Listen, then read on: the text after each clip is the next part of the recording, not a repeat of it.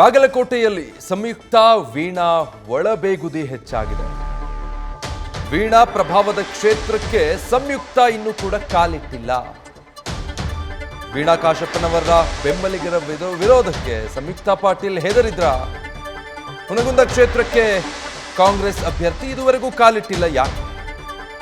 Ticket ತಮಗೆ ಸಿಕ್ಕಲಿಲ್ಲ ಅನ್ನೋದಕ್ಕೆ ವೀಣಾ ಅವರ ಅಸಮಾಧಾನ ಇನ್ನೂ ಮುಂದುವರೆದಿದೆ. ಡೀಟೇಲ್ಸ್ ಕೊಡ್ತಾರೆ ಮಂಜುನಾಥ್, ಲೈವ್ನಲ್ಲಿ ಜಾಯ್ನ್ ಆಗ್ತಾ ಇದ್ದಾರೆ.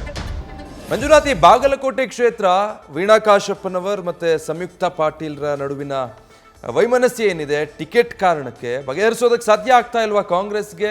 ಯಾಕೆ ಆ ಪರ್ಟಿಕ್ಯುಲರ್ ಕ್ಷೇತ್ರಕ್ಕೆ ಕಾಂಗ್ರೆಸ್ ಅಭ್ಯರ್ಥಿ ಸಂಯುಕ್ತ ಇನ್ನೂ ಭೇಟಿ ಕೊಡೋದಕ್ಕಾಗಿಲ್ಲ ಅಂತ?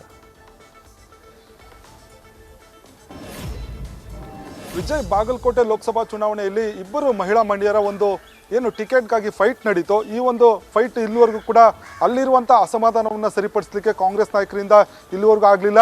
ಯಾಕಂದರೆ ಈಗಾಗಲೇ ಸಂಯುಕ್ತ ಪಾಟೀಲ್ ಅಭ್ಯರ್ಥಿ ಅಂತ ಹೇಳಿ ಕಾಂಗ್ರೆಸ್ ನಾಯಕರು ಘೋಷಣೆ ಮಾಡಿದ್ರು ಕೂಡ ಈ ಒಂದು ಲೋಕಸಭಾ ಕ್ಷೇತ್ರದಲ್ಲಿ, ಬಾಗಲಕೋಟೆ ಲೋಕಸಭಾ ಕ್ಷೇತ್ರದ ಉಳಿದ ಕ್ಷೇತ್ರಗಳಲ್ಲಿ ಪ್ರಚಾರ ಮಾಡಿರುವಂಥ ಸಂಯುಕ್ತ ಪಾಟೀಲ್ ಅವರು ಏನು ವೀಣಾ ಕಾಶಪ್ಪನವರ ಪತಿ ಏನು ಕಾಶಪ್ಪನವರ ಒಂದು ಶಾಸಕರಾಗಿರುವಂಥ ಹುನಗುಂದ ಕ್ಷೇತ್ರಕ್ಕೆ ಇಲ್ಲಿವರೆಗೂ ಕೂಡ ಭೇಟಿ ನೀಡಲಿಕ್ಕೆ ಒಂದು ಹಿಂದೇಟನ್ನು ಆಗ್ತಿರುವಂಥದ್ದು. ಪ್ರಮುಖವಾಗಿ ಈ ಒಂದು ಹಿಂದೇಟು ಆಗ್ತಿರುವಂಥ ಕಾರಣ ಏನು, ವೀಣಾ ಕಾಶಪ್ಪನವರು ತಮ್ಮ ಪತಿಯ ಕ್ಷೇತ್ರದಲ್ಲಿ ಸಾಕಷ್ಟು ಪ್ರಭಾವವನ್ನು ಹೊಂದಿದ್ದಾರೆ. ಒಂದು ವೇಳೆ ತಾವು ಅಲ್ಲಿಗೆ ಭೇಟಿ ಕೊಟ್ಟರೆ ಅಲ್ಲಿ ಈಗಾಗಲೇ ಹಲವು ಬಾರಿ ಗೋ ಬ್ಯಾಕ್ ಚಳುವಳಿಗಳನ್ನು ಅಲ್ಲಿನ ಕಾಂಗ್ರೆಸ್ ಕಾರ್ಯಕರ್ತರು ಮುಖಂಡರು ಮಾಡಿದರು. ಒಂದು ವೇಳೆ ನಾನು ಪ್ರಚಾರಕ್ಕೆ ಹೋದರೂ ಕೂಡ ಆ ಸಂದರ್ಭದಲ್ಲಿ ಗೋ ಬ್ಯಾಕ್ ಚಳುವಳಿ ಮಾಡುವ ಸಾಧ್ಯತೆ ಹೆಚ್ಚಿರುತ್ತೆ. ಅದರಿಂದ ಮುಜುಗರ ಕೂಡ ಆಗುತ್ತೆ. ಈ ಜೊತೆಗೆ ಅಲ್ಲಿ ಒಂದಷ್ಟು ಒಂದು ಕಹಿ ಘಟನೆಗಳಾದರೆ ಅದು ಚುನಾವಣಾ ಫಲಿತಾಂಶದ ಮೇಲೂ ಕೂಡ ಪ್ರಭಾವ ಬೀರ್ಬೋದು.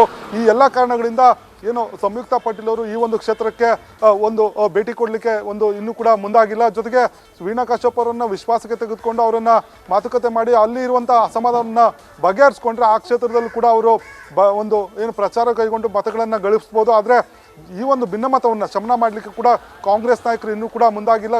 ಸ್ಥಳೀಯ ಕಾರ್ಯಕರ್ತರ ಮುಖಂಡರ ಪ್ರಕಾರ ಏನೋ ಒಂದು ಅಸಮಾಧಾನವನ್ನು ಕೂಡ ವ್ಯಕ್ತಪಡಿಸ್ತಾ ಇದ್ದಾರೆ. ನಾಯಕರು ಕೂಡಲೇ ಈ ಒಂದು ಅಸಮಾಧಾನ ಏನಿದೆ ಅದನ್ನು ಶಮನ ಮಾಡಬೇಕು, ಇಲ್ಲದೇ ಇದ್ದರೆ ಇದು ಚುನಾವಣಾ ಫಲಿತಾಂಶದ ಮೇಲೂ ಕೂಡ ಸಾಕಷ್ಟು ಪ್ರಭಾವ ಬೀರುತ್ತೆ.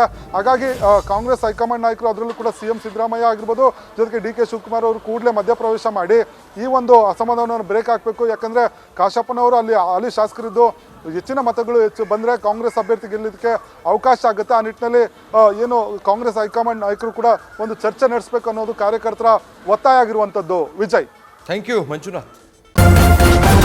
ನ್ಯೂಸ್ ಫಸ್ಟ್, ನಿರ್ಭೀತಿಯಿಂದ ನಿಮ್ಮ ಪರವಾಗಿ.